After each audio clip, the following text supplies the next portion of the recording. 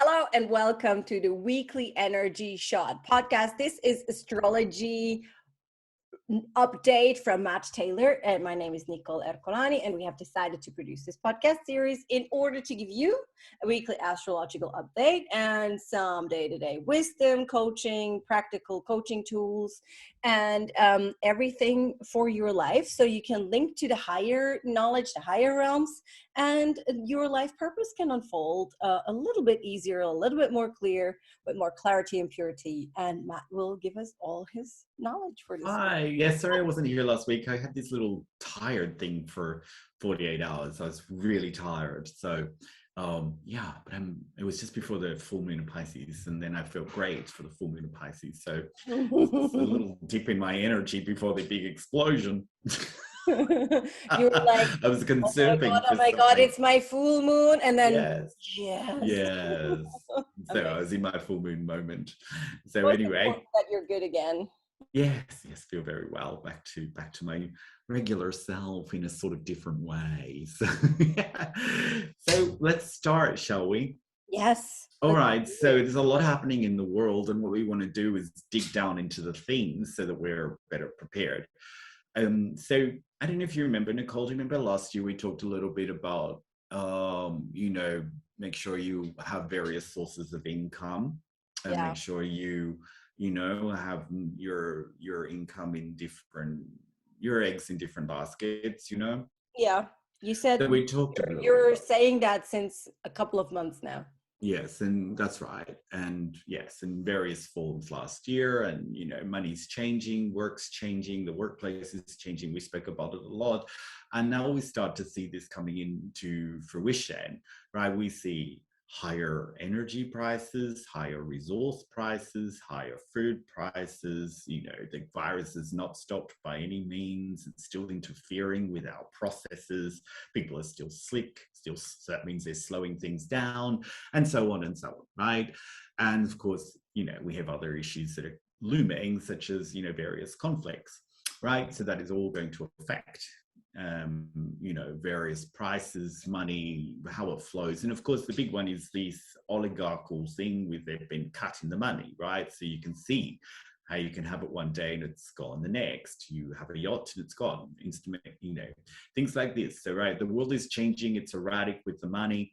Stock prices, going up, stock prices going down, real estate collapsing, all sorts of things, right? So we can see very clearly now why we were speaking to that. So just wanted to share, just to get a jump on what's sort of happening, but you can already see it start to happening. Wanted to talk about the first thing. So this month, the last 3 or 4 weeks, we're coming to the end of it this week, but we've had Virgo rising. Virgo rising is about everything that is organized in a sequence, put in the correct order. It's where in the ego we feel our perfection. So, whatever planet or points or asteroids we have there, that is where in the ego sense we feel our perfected self, because we're already perfected in the soul. That's not a problem, but the perfection in the physicality, impossible. But it's also to do with a lot of other things. It's also to do with the working class, civics, workplace issues, slavery, analyzing things, and sort of having more of a, for the poor or the tradesman or the working class kind of feel. Virgo is very much always about the poor me against the bigger thing, right? David against Goliath. Yes, it's always about the suffering, right? That poor me never has as much as them, right? And so they represent the working class a lot with the suffering aspect. But in some ways, there have been some areas where working class people have been left behind, right? For various reasons that, either they could change or world forces are against them, either way, right? But here we will see the beginning of many things. In fact, in Spain this week, we have many protests, one from farmers, one from truck drivers, one from teachers, all the working class kind of people, right? And we have already seen over the past month, not only protests against the war, but protests against how working class people are being left behind. In Canada, we had the big truck issue. I know in Britain they've been having protests about, you know, the prices of gas going up and the people that are not being paid enough and the trucks, you know, not working, and all of these kind of, you know, very functional, logistic, how things work, people that we rely on to pick our food, move it around. It's all coming very much clearly into place. And so we will see that through this week, because the Virgo rising is right on 29 degrees. And when it's on the last degree of a sign, it really gives a kick. So we will see some things around food, agriculture, prices, resources, workplace. And as I said, in Spain, we are today having a big truck agricultural farmer like protest. So the whole thing is, you know, not just related to Spain. We will be seeing it in other areas. In fact, they're already seeing shortages of food on shelves in other places. So this will add to the conflicts that are coming, because these will be internal country problems that we will do. Now, being, you know, sort of in the EU, I guess we can share it around a little bit, but we're not great with the food. You know, a lot of food comes from other places. And so this is a part of the thing. So we will be seeing a lot of working class things, but also not just this month and the finishing of it this week, but also this planet called Trans-Pluto, which is It's a good friend of mine. Yes. I like Trans-Pluto. Right. It's in there for 75 years, starting in 2016. So, you know, through to about 2080, another 60 years or so, 65 years, 70 years, we will see this as a big theme. Virgo also represents the product from the earth, the ground, you know, what we're eating, and also pets and animals and things like this. So we will see, then of course, it's already started to happen with a lot of more pet regulation. We saw the things with China, with the wet markets. We see things with in the north of Europe about those furs, and we are seeing a lot of changes about animals and how we're looking after them, but also this pure food, clean food, organic food, all of that kind of food, which is just food, right, is Virgo related things, with the Trans-Pluto coming in to cleanse it. And they're also very connected with people who are very like technical or hands-on people, right? So this is the feeling that we'll have for a long time about this sort of issues around food, agriculture, the delivery of it. And I think that we will see a lot of changes around this immediately, and also in a very, very long-term future. Yeah. I think this is also this Trans-Pluto in Virgo. This is also the what we see with people are being more vegetarian or pescatarian, or they're even vegan. Like all those trends around food and animals. It's like, it's really like, because I remember like it's true. 10 years ago, 2010, 2012, like there were vegetarians and vegans, but it was not a thing. It was not a lifestyle. It was not popular. It was not like, it was more of like, you know, it's like people that listen to heavy metal, and then on the other hand, they were the vegans. Like, it's like a group, like a little bit at the edge of society, like some strange people. Yes. And now today, like when someone's like, oh, I'm vegetarian or I'm vegan, it's, for some people it's still strange, but it's not that strange anymore. It becomes more of a normal. Yes, it's true. I've been vegetarian since 2008, not because of any moral or ethical issue, because I just feel strange after I eat meat. I don't feel very well. Yeah. And well, fortunately, I'd moved to London at the same point, and so it wasn't really a big thing, you know. Yeah. But when I moved here to Spain 6 years ago, it was still a big thing. Yeah. Right now we have more vegetarian restaurants and, you know, proliferating, or options on the menu more than like goat's cheese salad. Yeah. Right. So yeah, this is a kind of really radical shift that's happening, you know, in the bio world, in the raw. Yeah. right? In the organic, and we got all this. So I think to further that point, though, we will see, and I'm going to explain a little bit more about different changes with food as well, not only just this pureness and cleanliness that we have with food, which is very Virgo, very stuff, you know. So just starting the week, again, just starting this week, we have Moon in Libra. So the two things of Virgo rising 29 degrees, which we just spoke to, which is also, if I can just add in, is connected to slavery. Most slavery is still with agriculture, like people not being, you know, it's still either people just live, you know, they're being paid to live on the farms and they pick food. And, you know, we have Eastern Europeans still going to Britain and are Here as slaves, well. and Switzerland, and we Just have it in the around my south. house, Yes, I have a vegetable production company, and mhm. like all the fields around my house are now full of Romanians and Polish and Hungarian workers. Yeah, well, they're not. Yes, and in Spain, they come from Africa, and they're not even really Yeah. paid. They're just given a place to live in, right? So they're not got papers or anything like this. Yeah. And so there's still a lot of slavery around, of course. Other kinds of slavery, I'm not, but this particular kind of slavery will be really pulled out a little bit more. So that is kind of the 29-degree Virgo, and then the Moon is starting this week in Libra. And so always with the Libran feel, it's about balance, it's about mediation, and it's about creating some kind of harmony, right? But also it's the dimension jump, right? It's where we go up into another reality in some things. So it's the bridge between this world and that world, right? The other world, the upper worlds, whatever you want to give it. And so we're connecting on a higher levels about things. We're connecting on things that are more light filled. But we know when the light comes in, it brings up the darkness, right? It knows when you're about to clean something that you have to stir up the dust, right? So we are going to see through this week a lot of stir up about things that are not fair, things that are not in balance, things that are not harmonious.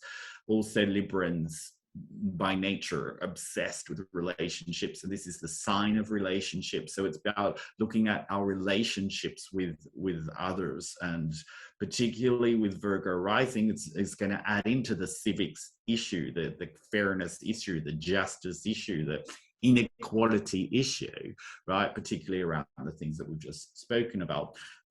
With Libra, like fair deals or new deals or creating trade and all of this sort of thing. So the whole thing about food and relationships and the jumps that we need to take and the mediations and balances that we need to play are going to be, you know, very clear to us over this week, right? They're going to be very obvious to us. And as I said, we have 3 protests here on this particular issue in Spain, right? But you can see it ramping up, because if you look at Ukraine, it's a big supplier of food ag.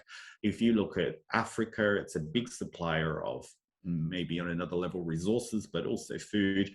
And these places are coming into turmoil, right? So Russia is also a big you know, creator of food. India is another place of food. It's also on the brink of trouble with Pakistan. So all of these places of food and conflict and shortage and crisis are the things that I really wanted to talk about, because I think that here what we're going to see is a lot of particular problems with crisis and food, and they're going to be related. So we also see it with resources in the ground already. That's obvious, the energy prices, the fuel prices. But I think, you know, that is also with things in the ground. That is very Virgo as well. But also with the Pisces. Pisces is a big absorber of resources. So when we're in the last stage of 2,000 years of Pisces, it's a water sign, so it absorbs resources, right? So we're absorbing things out of the ground too much, right? This age that we're in now, Aquarius, is about like energy being more atomic, right? So we're going to see the nuclear, the atomic energy, and all of the nuclear energy, vibrational energy, probably also with this Virgo stuff, which is the solar and the wind, right? The more and the water, the more natural elements, but definitely nuclear and definitely atomic energy, right? So we're shifting from those old resources of the Piscean age, which is to absorb too much, into something that is more clean, but also more energetic, more vibrational, more atomic. So we will see a proliferation of nuclear power plants of atomic energy really starting to come forward as we wean ourselves off the oils of the Piscean age, right? Many positives to the Piscean age. I don't want to go completely I was necessary. but when we come out of a water age, we know we've overconsumed on resources. That is a natural. But then we always follow it with an air age, which always cleans it up. So there's no problem. That's the kind of pattern that we're in, and we will see right now. I think, and so this will all be pushed forward. So you're seeing now food, resources, energy is going to become something very, very different. Right now, prices are going up. So Pisces means that usually when we have Jupiter and Neptune, which are the two rulers of Pisces, and they're there right now because it's such a big magnifying energy. It blows things up. Jupiter is about expansion. It gives me a magnifying glass on things. So because Pisces is all about the old energies, we're getting this look at this issue, right?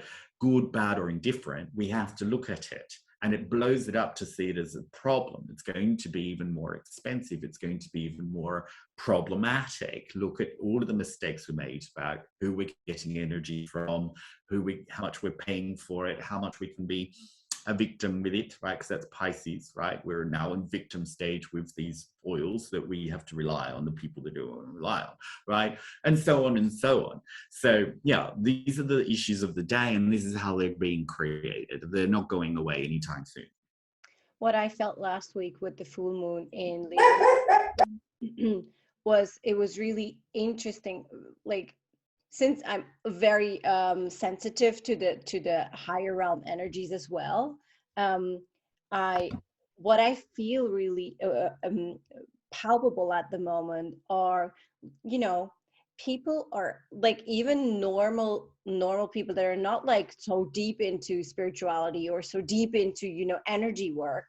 I hear a lot of people speak about quantum physics, quantum philosophy, quantum mechanics, quantum genetics. And it's really fascinating for me to see that this dimension jump, because you were speaking about, with the full moon in Libra, about the possibility of dimension jump.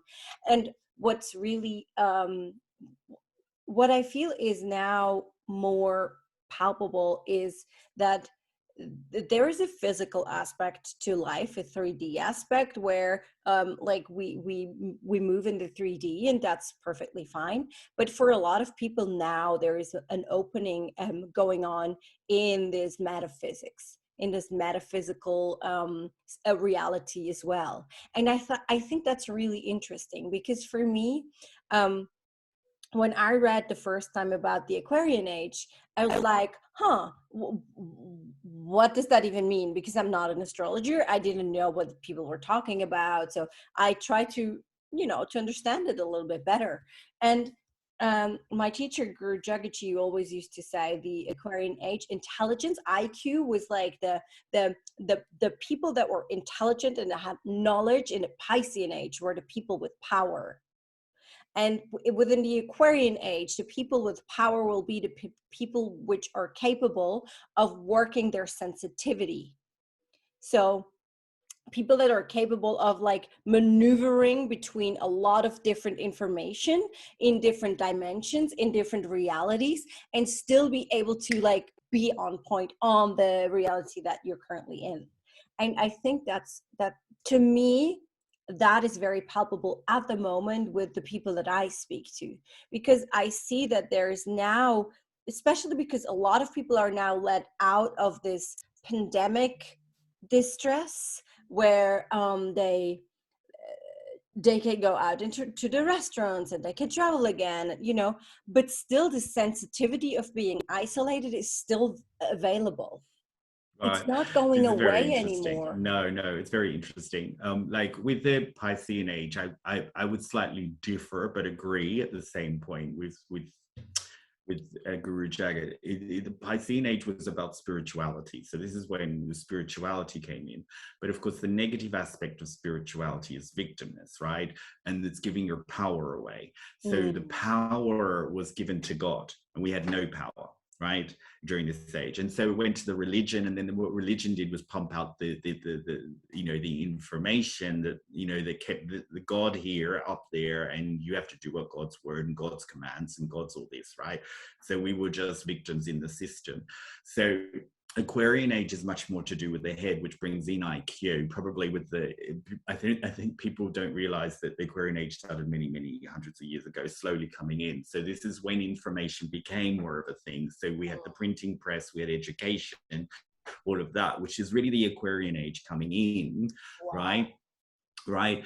But it's the negative aspect of Aquarius. Intelligence is the negative aspect, because what happens is we get intelligence from our logical mind, right? Which gives us that whatever I see is reality. Only in the 1% physical world, right? The only bit I can see, right? Yes. And so then, because I'm so obsessed with information, I think there's more information out there that I don't know about. And this is why I always talk that conspiracy theory and ideologies are really interconnected and are the negative aspect of Aquarian age. I know they're very popular, and I know people enjoy them, and I know people think that they're real, right? And I don't take nothing away from that. A good conspiracy theory is really exciting, but I just want you to know that you're in the 1% very limited reality of what else is out there. If I've got to create all this information, right? I've got some and I'm getting more, but I always feel there's more. When we're in the 1%, it's creating a chaos that I'm in a lack of something. So when Aquarius age is all about the head, what is the other option? What is the positive option? Well, inside the 1% of the physical atom, the Kabbalists explain, is the 99% of an atom is energetic, and energy is moved by consciousness. So the positive of this is consciousness, which started in the Piscean age, because we got the great downloads of spirituality. We got the Zohar, we got Jesus, we got the Kabbalists coming in a lot stronger. We got, the proliferation of yoga. As Piscean, Aquarius was coming in and Pisces going out, we got the proliferation of Buddhism, right? Right, and proliferation of yoga. And so we see, and then the final one, big Kabbalah, will be the last one to be revealed, because all of the other spiritualities take us to that point, right? So, and Kabbalah is about quantum physics. It's not about any dogmatic way of living. It's just about shifting your consciousness to move the reality, to take control of the atom, right? So that is where we're all heading to. Not everybody, but just the critical mass of people that are spiritually inclined will do exactly what you said. Will be moving into, I move the physical reality through quantum physics, and I do that through heightening my consciousness. So wherever we're stuck in ideology and conspiratorial and logical, dogmatic thought that it must be this way, those people are going to be the poor, right? And the wealthy will be the ones that are moving the quantum physics, the quantum reality, that understand that the body, the physical body, is nothing more than a tool to shift the energetic reality. But where are we on the other side of that? That they're very obsessed with this wokeness and this militant ideological wokeness. That is the 1% that, oh, I'm in this body, and because I'm in this body, I need to have these kinds of rights. And of course, we're all for equality, and Aquarius will bring equality, but we're so stuck on it being the way that it's going to transform my reality. Yes, that it's now creating a chaos in the system. Now that is on the left side of politics, that wokeness, that militancy, that ideology. On the right side, we're also moving into a militancy and an ideology that I'm now stuck in this way. And so the polarization of politics is becoming ideological. and conspiratorial. And then we have all the news media feeding into that, creating, well, you know, this is all, if you look from the right to the left are doing this, and if you look from the left to the right, doing this, and we're all polarizing. So meaning that the ideology and the conspiratorial are doing exactly what the Babylonians said. It means that it separates, it creates chaos, it creates more unease in the nations, right? So that is exactly what Aquarius will do. In the negative aspect of Aquarius age is pull us into the headstrong, dogmatic, ideological, conspiratorial thought, which we already see. The virus gave us that. And then other people, what the virus also did is give us this bigger picture that I'm actually above all of this. Yeah, helpful. Totally. I mean, for me, the Kabbalistic explanations of a lot of things are like so on point. They make so much sense, and I love that they're like, at the moment, what I love the most is that there's so many different options of explanation depending on your vibrational match. Like wherever you are standing vibrationally, you're matching to this or to that. And I really, really like that, because I think there's something for everybody at the moment. Like, yes, wherever you're at in your spiritual journey, or if you're not, you've got a ladder to climb. Yes, and totally. there's something there There's something there for you that you need at this moment. What I feel for me personally at the moment is the most difficult is this. I'm going into a deeper understanding that I am really, in every second, the creator of my reality. Yes. And that I am really the powerful creator that I am. And that I am I'm really responsible for everything that happens in my life. And that, like, I knew that before, like I knew that on a consciousness level, and I knew it on a physical level, but now, like, this deep knowledge, like, the first time I understood this was when I was like 24, and I was in a job and I was really unhappy in this job. I was really, really not good there because the environment was very toxic, and I was at the time I was doing my spiritual work, but you know, in the state of a 24-year-old back 15 years, like the vibrational field on a planet Earth was a completely different one. And then I was constantly going to work, and I was like, oh, if I just had a little operation or a little, you know, break my bone or something, that I didn't have to go to work for a couple of weeks, that I could like be, you know, have a doctor's note, but nothing serious, just something little. You know, it crosses the mind, no? Like, But I kept thinking that. I was so unhappy in this job, and I just started this job, and I thought I couldn't quit again, you know. For me, I thought I'm not allowed to quit. So then I went to a holiday on Mallorca, and I was like in the party mode. Like I was like, we were at the Ballermann drinking. I'd love to see that. Oh my God, that would be great. I was such a party girl. And then I got a lung infection, and I came back to Switzerland because we didn't sleep. We were just drinking, and it was very dramatic because I fell in love with a guy and you know. And I came back, and I had this lung infection. I had a really bad cough. And so what happened was, with this really bad cough, my stomach, my digestion system turned and closed down because it was tapped onto my kidney scar.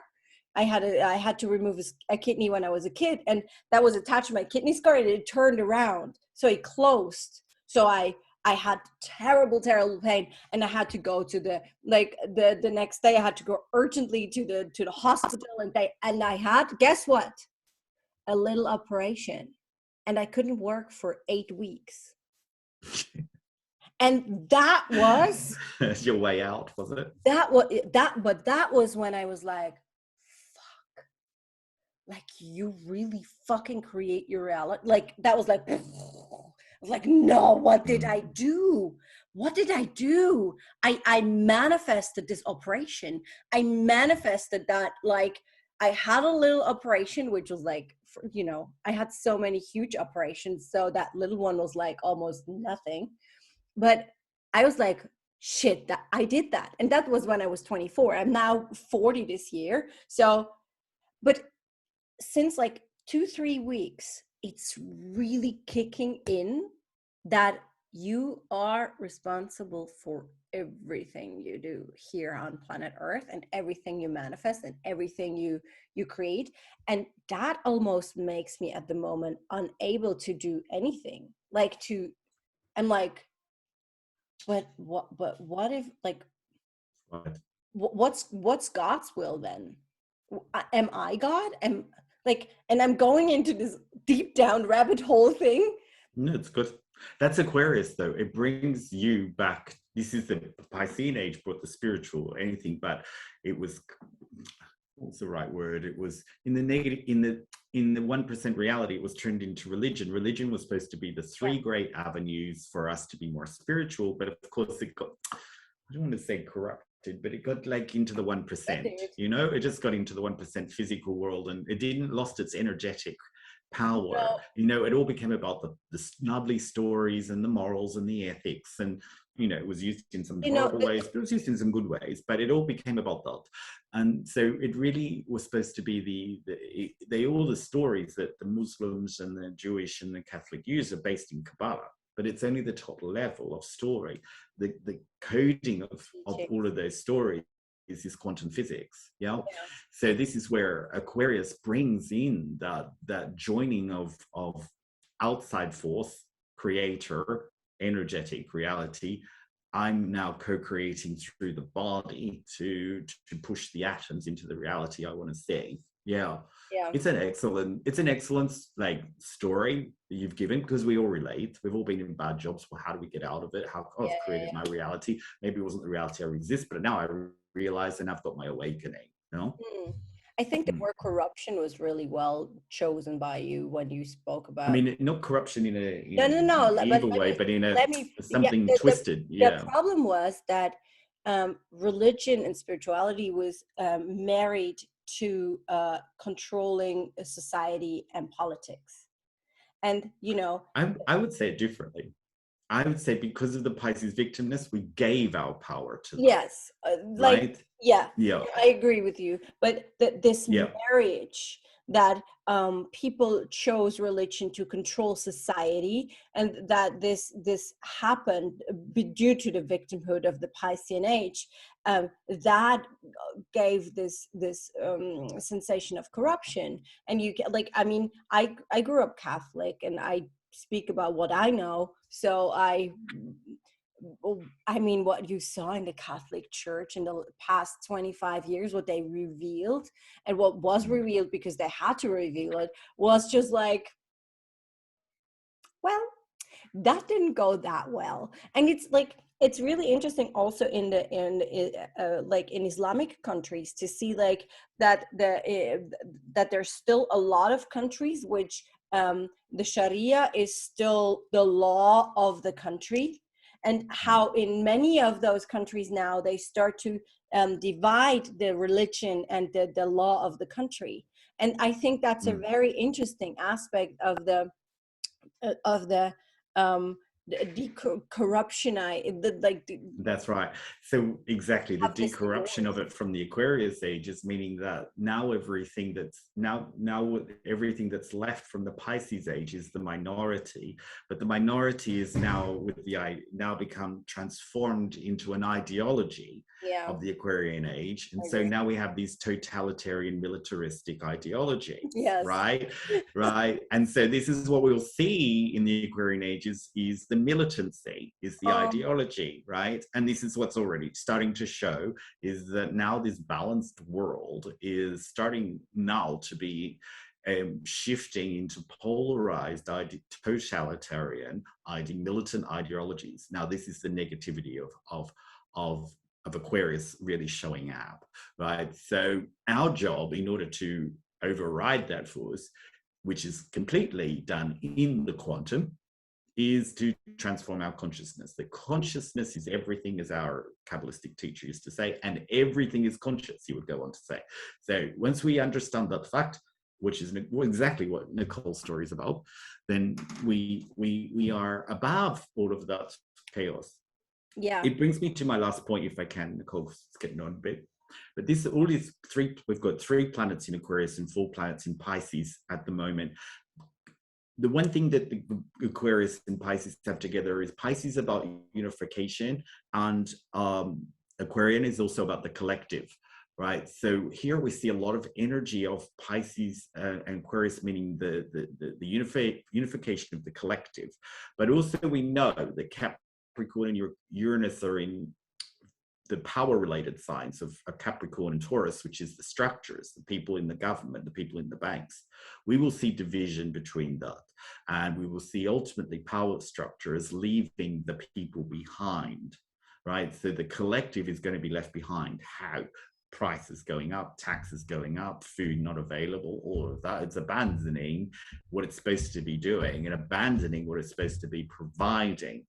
So how do those people keep control over the people? They take on a more powerful, militaristic, totalitarian, ideological view, right? So the politics that are coming in are going to be very chaotic, right?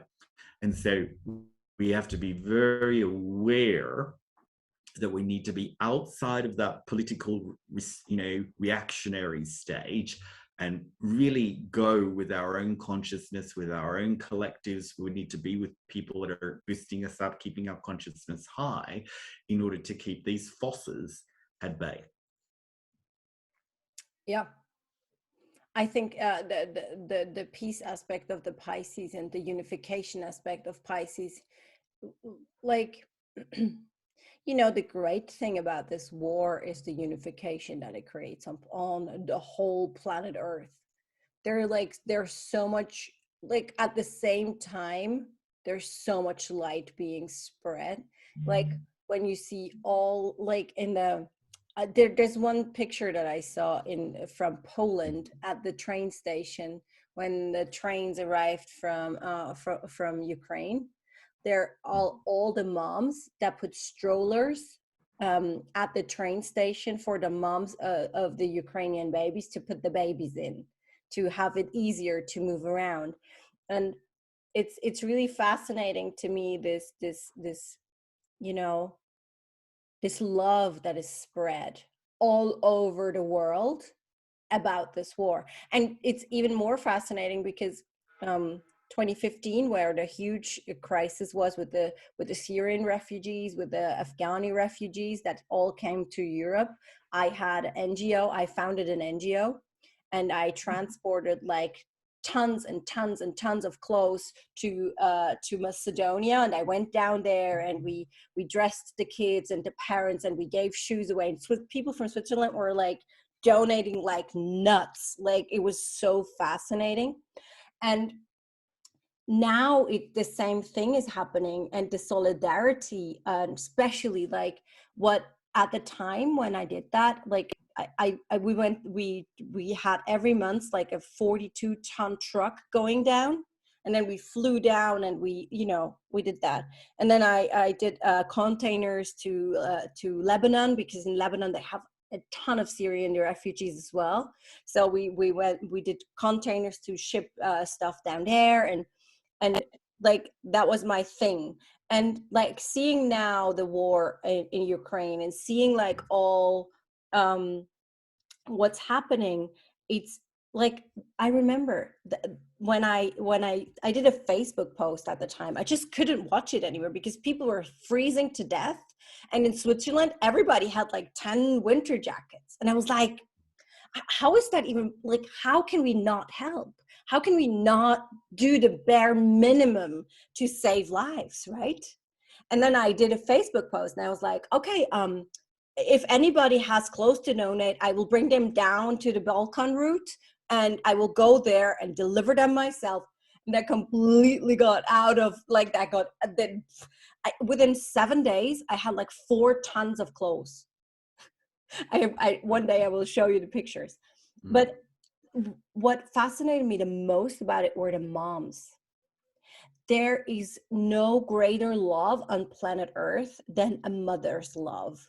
And those moms, they came with baggages of clothes. They had, like, you opened the back and it smelled freshly washed, and they had all the right sizes. They let their kids draw paintings for the kids that were on a refugee route. And like, I get goosebumps every time I tell this story because it was so deeply, deeply touching and such a profound level. So the love of the mothers on planet Earth towards other mothers and towards families, towards kids, towards also the peace in world. Like, women will bring peace to the world if they understand their power to love.